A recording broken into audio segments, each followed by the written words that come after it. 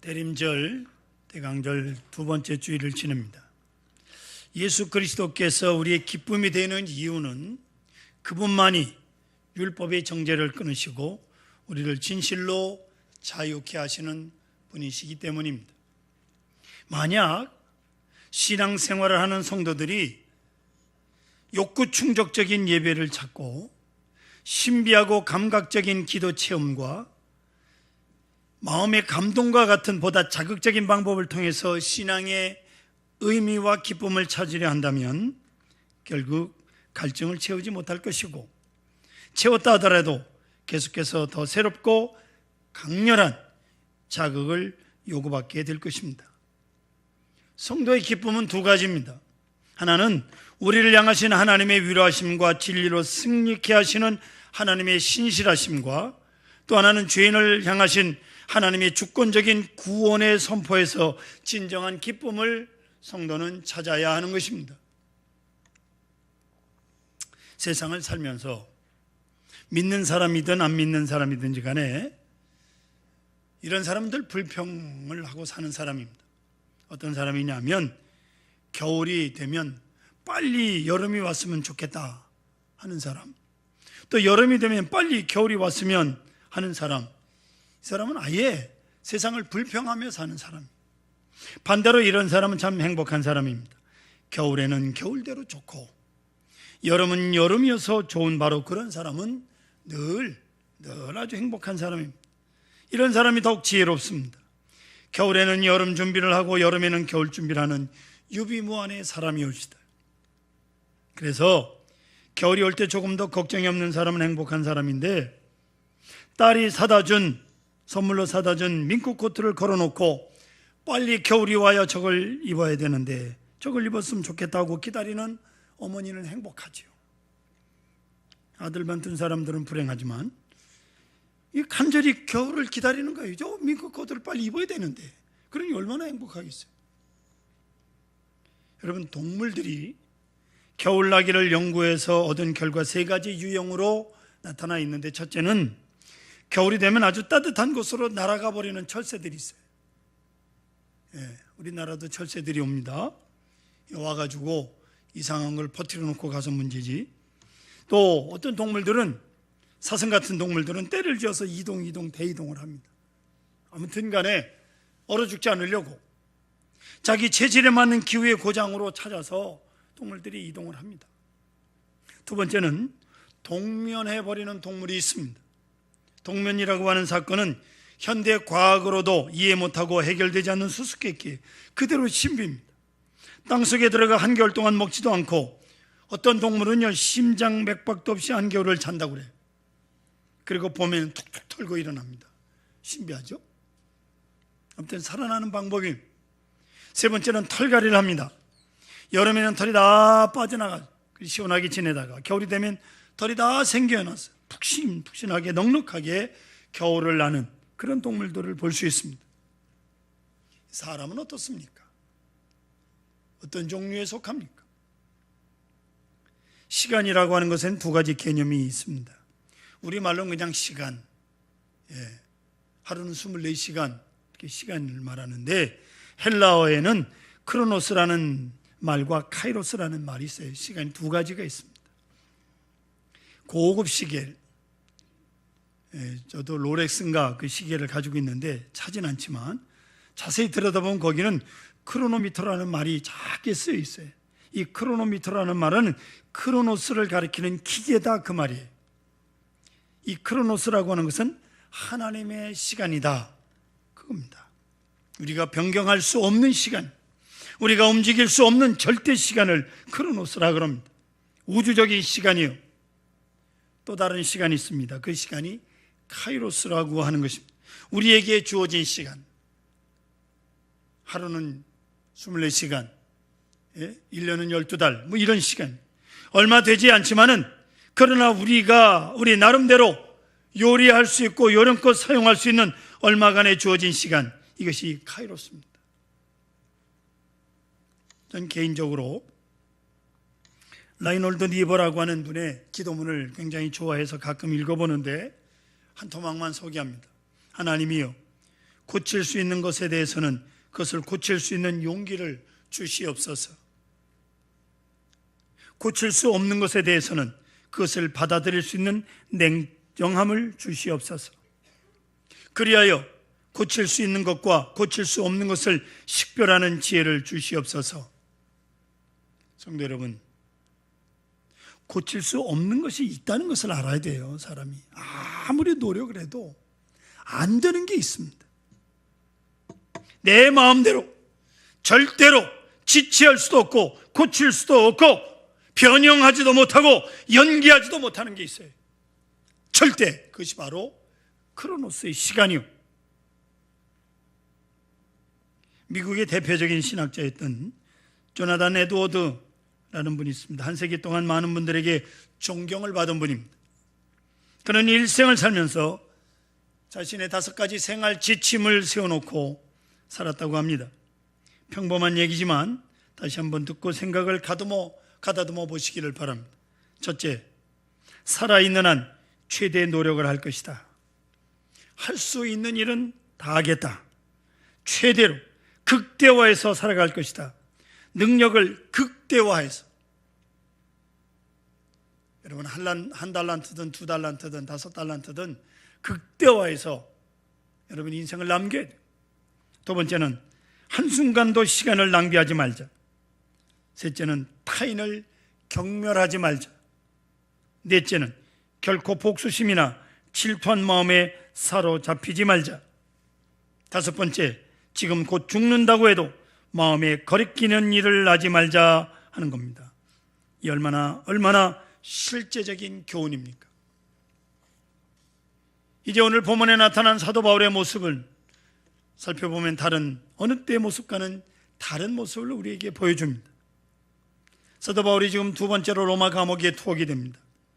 그 당시 정황으로 보아서 그는 이제 머지않아 순교하게 될 것을 예감하고 있는 듯합니다.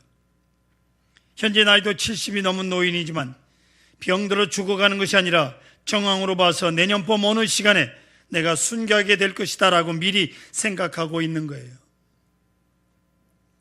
네로 황제 때 순교를 당했다, 그렇게 전해집니다.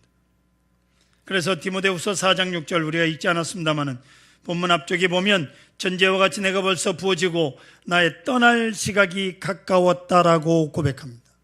떠날 시각이 가까웠다. 나의 떠날 기약이 가까웠다. 여러분, 세상 떠날 때가 가까이 왔음을, 죽음이 바로 앞에 있음을 사도 바울은 예감하고 있는 겁니다. 그는 달려갈 길을 다 가고 믿음을 지켰다고 합니다. 오랫동안 경기를 했어요. 롱 레이스를 했어요. 긴 경기를 끝내고 저 앞에 있는 고린 지점이 눈앞에 보인다. 바로 그런 순간이 왔다 그 말이에요. 인생의 경기가 끝나는 거예요. 오랜 순례자의 생활에 목적했던 종착지가 눈앞에 있는 겁니다. 결승점이 보이는 바로 그 순간 사도 바울은 감회가 깊었습니다. 여러 가지를 생각하고 있는 것입니다. 그래서 오늘 본문 말씀 보면 21절 우리가 읽지 않았습니다마는 너는 겨울 전에 어서 오라고 믿음의 아들 디모데에게 편지를 씁니다. 겨울 전에 어서 오라. 사도 바울이 세상을 떠날 날이 가까워할 때 바로 사랑하는 믿음의 아들이 그리워진 것입니다. 한 번 더 그 얼굴을 보고 싶습니다. 그래서 겨울 전에 속히 오라고. 왜 겨울 전일까요? 지중해 연안은 겨울이 되면 얼어버립니다. 추울 때는 얼어버리기 때문에 그 당시 2000년 전에는 배를 대는 접안 시설이 좋지 않으므로 배가 항구에 접안할 수가 없어요. 댈 수가 없어요. 그러므로 겨울에는 배가 운행을 하지 못합니다. 항해하지 못합니다. 비활동기가 되는 겁니다.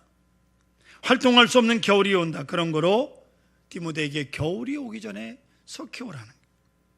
아주 치근하게 간절하게 부탁을 하고 있습니다. 사도 바울은 이제 육체의 겨울을 맞이하고 있는 거예요. 날씨도 겨울이지만 육체의 겨울. 여러분 아시죠? 이 젊은 분들은 잘 모르는데 나이가 들면 시린 것도 많고 추운 것도 많습니다. 제가 언젠가부터 겨울에 이 아랫도리가 싫어요, 누우면. 그래서 금산에 한의원하는 의사 장로님에게 왜 이렇게 아랫도리가 싫었냐 그랬더니 그 장로님이 빙긋이 웃어요. 목사님, 나이 들어서 그럽니다. 저는 안 늙은 줄 알았어요. 그런데 이게 도리 없습니다. 겨울에는 바늘구멍으로 황소바람이 들어온다라는 말 들어보셨습니까? 어른들은 아시죠? 추울 때는 작은 구멍에 들어오는 바람이 몸서리치게 차다는 거예요. 작은 문구멍이라도 막지 않으면 그리로 황소바람이 들어온다는 말이죠. 춥다는 거예요. 나이가 들면 춥습니다. 무릎이 시리고 뼈마디가 쑤십니다. 더구나 지금 사도 바울은 감옥에 있습니다. 말도 못하게 춥습니다. 사도 바울이 머물렀던 그 로마 감옥은 지하에 있습니다. 지하실이라 더욱 음산하고 춥습니다. 13절 보십시오. 드보와 가보의 집에 든 겉옷을 가지고 오라. 이 말은 나는 몹시 춥다는 말이에요. 여행할 때 날씨가 더울 때 거추장스러워서 그 가보의 집에 맡겨놓은 거예요. 그 옷을 가져오라는 거예요. 지금 사도 바울은 춥다는 거예요. 그리고 외로움의 겨울을 맞고 있다, 그런 뜻입니다. 오늘 본문을 자세히 몇 번이고 여러분 시간 나는 대로 읽어보십시오. 아주 처량합니다. 10절에 보면 데마는 이 세상을 사랑하여 나를 버리고 데살로니가로 갔고, 이 데마라고 하는 사람 본래 제자였지만 너무 핍박이 심하고 어렵고 힘드니까 바울과 같이 동행하지 못하고 세상을 사랑해서 그만 바울을 버리고 데살로니가 아주 큰 도시예요. 그리스에서 아테네 다음으로 큰 도시입니다. 아주 유명한 대학도 있는 곳입니다. 지금 지명은 테살로니키아로 되어 있어요. 그러니 얼마나 놀 게 많고 화려한 곳이니까 가버렸어요. 배신입니다. 배신당하는 그런 아픔이 사도 바울에게 있는 겁니다. 또한 디도는 달마디아로 갔다. 이 달마디아라고 하는 건 지금 발칸 지역에 있어요. 크로아티아 지역에 이 달마디아라고 하는 지명이 있어요. 이번에 저희가 다녀왔습니다만, 디도 역시 자기가 할 일이 있으니 감옥에 있는 바울만 지켜볼 수 없지 않습니까? 그래서 달마디아로 가버린 거예요. 또한 두기고는 예배소로 보냈다 합니다. 심부름할 일이 있어서 예배소서 보냈다는 거죠. 이렇게 해서 떠난 사람, 간 사람, 보낸 사람 다 갔어요. 다 떠났어요. 그런 거로 지금 사도 바울은 외로운 거예요. 11절에 보면 누가만 나와 함께 있느니라. 누가는 의사입니다. 사도 바울의 건강을 체크하기 위해서 누가만 사도 바울을 지켜보고 있는 중입니다. 연세대학교 철학과 교수였던 김영석 교수, 1920년생이니까 우리나라 나이로 98세입니다. TV에 나와서 잠깐이지만 강연하는데 내용을 들었어요. 건강해 보이십니다. 사회자가 요즘 어떻게 지내시느냐 하고 질문하니까 잘 지낸다고 하십니다. 할 일이 있으시다는 거예요. 98세 되신 노인네가 뭘 할 일이 있겠어요? 그래도 오늘 할 일, 내일 할 일을 계획하고 매일 보낸다는 거예요. 그러시면서 주변의 친구분들인 유명한 안병욱 교수라든지 김태길 교수들 80세 중반 넘어서 다 돌아가심으로 굉장히 쓸쓸해 하십니다. 외롭다고 하십니다. 알고 지내던 절친들이 하나씩 다 갔거든요. 누구도 가고 며칠 전에도 가고 지금 내 연배는 하나밖에 없어. 이제 만나 얘기할 사람이 없어. 그래서 더 사는 것이 별로 의미가 없다고, 외롭다는 거예요. 어떻습니까? 고독이라고 하는 것입니다. 산다고 사는 것입니까? 알고 지내던 사람 하나하나 다 떠나는데, 이래서 가고 저래서 가고 다 떠나가는데 고독합니다. 이것이 인생의 겨울이요. 여러분, 언제나 여러분들이 인생의 봄이고 여름인 줄 아십니까? 7절 보십시오. 나는 선한 싸움을 싸우고 나의 달려갈 길을 마치고 믿음을 지켰으니 라고 말합니다. 달려갈 길을 마치고 믿음을 지켰다. 경기장에서 뛰는 사람 홀로 뛰는 거예요. 남들과 같이 출발하지만 골인점에 들어갈 때는 혼자 들어가는 겁니다. 믿음의 생활도 마찬가지. 믿음의 경주의 마지막, 절실하게 고독한 시간이 왔습니다. 이게 실존적이에요. 여러분, 우리가 죽을 때도 혼자 죽습니다. 예? 그리고 오늘 바울은 또 부탁을 합니다. 11절 중반절 보십시오. 마가를 데리고 오라. 저가 나의 일에 유익하니라 말합니다. 참 궁금해지는 얘기예요. 왜 마가를 데려오라 했을까? 그리고 무엇 때문에 유익하다고 했을까? 여러분, 마가는 바울의 첫 번 전도 여행 때 동반자였던 바나바의 조카입니다. 우리가 흔히 마가의 다락방이라고 하는 그 다락방 주인이에요. 부잣집 아들인 것 같습니다. 사도 바울이 바나바와 함께 1차 전도여행을 할 때 마가가 따라 나섰어요. 아주 젊은 사람이 의기충천하게 다 젊으니까 할 수 있다고. 그래서 구브로로, 살라미로, 바보로, 밤빌리아, 버가 이렇게 많이 수고를 했어요. 전설대로 마가가 잠깐 병에 걸렸던 일들이 있는데 이제 사도 바울과 바나바가 비시디 안디고로 간다고까지 간다고 하니까 이 마가가 난 안 가겠습니다 하고 도중하차해서 집으로 가버렸어요. 바울이 전도여행을 마치고 예루살렘에 가서 보고를 할 때 마가가 다 듣고는 내가 끝까지 따라갔더라면 저 귀한 경험을 하는 건데 많이 후회스러웠습니다. 그래서 다시 준비해가지고 2차 전도여행을 떠날 때 마가도 따라 나서겠다고 합니다. 그때 사도 바울이 아주 박절하게 거절을 합니다. 물론 마가가 다시는 도중하차해서 돌아온 일이 없습니다 라고 맹세했겠지만 사도 바울은 너 같은 부잣집 아들은 안 된다고 딱 끊어버립니다. 아쉬운 게 있어야죠. 그래서 바나바와 바울이 나누어서 바나바는 마가를 데리고 자기 조카니까 이쪽으로 가고 바울은 신라와 함께 저쪽으로 하고 이렇게 된 것 아닙니까? 이런 일이 그들에게 있었어요. 마가 때문에 바나바와 헤어진 거예요. 그 후에 마가가 더 열심을 내고 충성을 다해서 베드로를 위해서 일했고 우리가 보는 마가복음의 저자도 됩니다. 그리고 이제 사도 바울이 로마 감옥에 곧 세상을 떠나게 되는데 가만히 생각하니까 그때 섭섭했던 마가의 얼굴이 떠오르는 거예요. 자기는 당연히 해야 할 일을 한 것뿐이지만 그때 마가의 마음이 얼마나 아팠을까, 얼마나 괴로웠을까. 이제 내가 저를 만나서 위로해 줘야지. 그때 마가야 마음이 너무 아팠었지? 이 말을 꼭 하고 싶은 거예요. 내가 참 미안하다. 이 말을 하고 가야 되겠다 그 말이에요. 여러분, 세상에 어떻게 다 내가 의롭습니까? 용서하고 화해하고 가야 되겠다 하는 겁니다. 이게 마음에 걸린 거예요. 그래서 꼭 이 말은 해야 되겠다 생각한 거예요. 그리고 마가를 데려오라고 하는 겁니다. 용서를 구하려고, 화해하려고. 13절 하반절 보시면 또 책은 특별히 가죽종이에 쓴 것을 가져오라. 가죽종이에 쓴 것은 성경을 말합니다. 마지막 시간, 죽기 전에 이제 또 성경만을 읽어야 되겠다. 가죽종이에 쓴 구약 성경 가져오라. 그것을 읽고 인생을 마치겠다. 그렇게 생각을 하는 겁니다. 다시 또 사도 바울은 평소에 자기를 괴롭혔던 사람에 대해서 말합니다. 마치 원수와도 같은 비난한 자들, 자기를 비난했던 자들. 14절 15절 보십시오.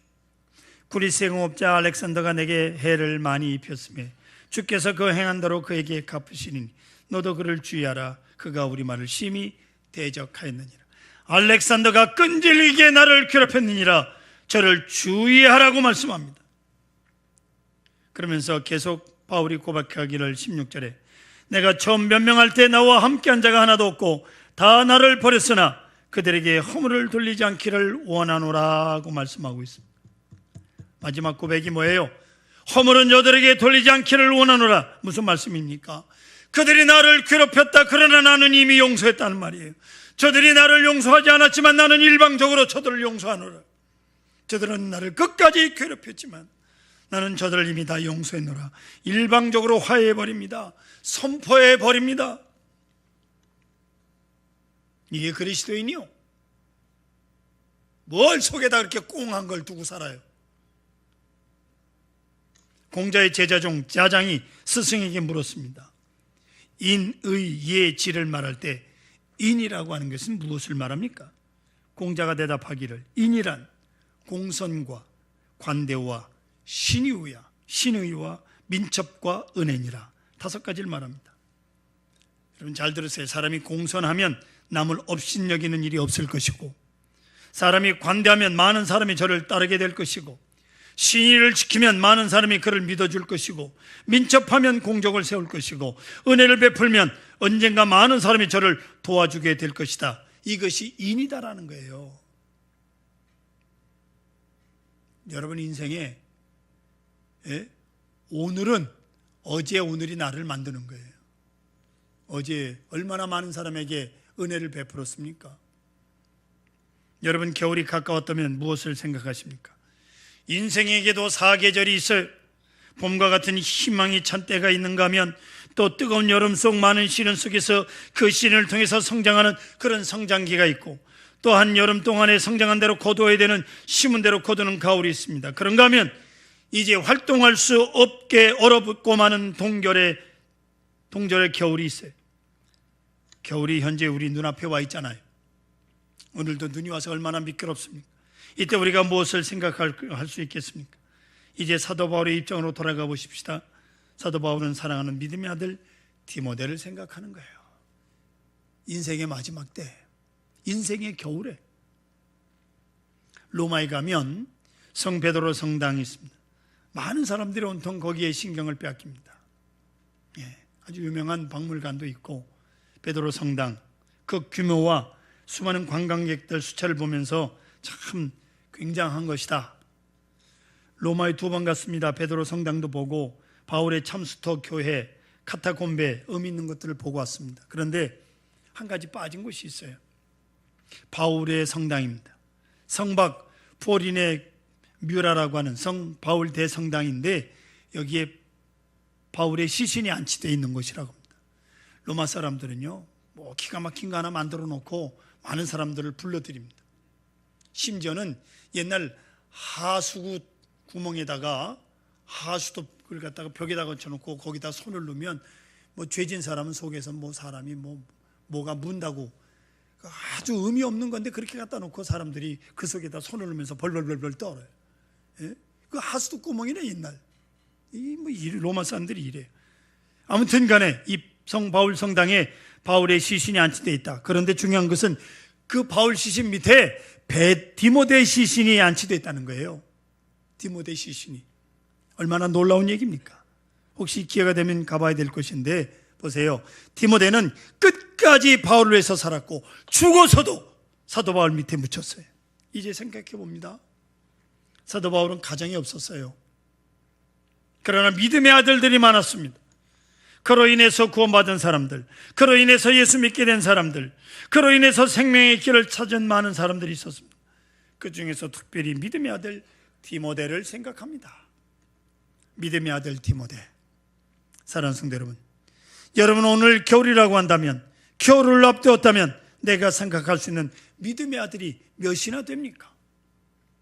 여러분을 인해서 구원받은 사람, 여러분으로 인해서 새 사람이 된 사람, 여러분을 믿음의 어머니로 믿음의 아버지라고 부르는 바로 그 사람, 그 믿음의 아들과 딸이 과연 몇 명이나 됩니까? 있기는 합니까? 바로 그 사람이 기억나야 될 것입니다. 사도 바울은 너무 외로웠어요. 그러나 믿음의 아들이 있어서 외롭지 않습니다. 그는 최종 결승점에 와 있습니다. 앞에 있는 성급을 바라보고 행복했습니다. 바울은 용서와 화해 그리고 화목을 이루었습니다. 화평을 이룸으로써 그 영혼이 이제는 자유합니다. 오직 하나님의 말씀만을 읽어서 이제 소망의 세계를 환히 바라보게 되었습니다. 그리스도를 만날 생각을 하면서 기쁨과 감사로 환희로 충만한 그런 순간을 맞았습니다. 계절은 겨울이 왔습니다만 우리 인생의 겨울이 오기 전에 우리는 지금 무엇을 생각하고 계십니까? 만나야 할 사람 만나고 해야 할 일을 하셔서 진정한 믿음의 기쁨과 자유를 만끽하시기를 바랍니다.